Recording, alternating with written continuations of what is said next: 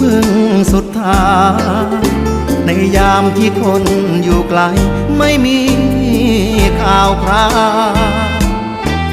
แค่คิดว่าใจก็ถึงนั่งซึ้งมองฟ้าพื้นเก่าวาดภาพเธอบนเมฆขาวในยามที่เราจากลาลายฝันที่เคยวาดไว้ยิ่งไปยิ่งไกลเหลือเกิน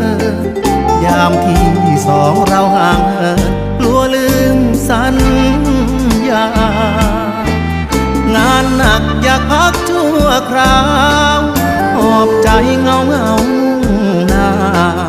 ลักลอบออกจากเมืองฟ้ากลับบ้านคืนไปหาเธอ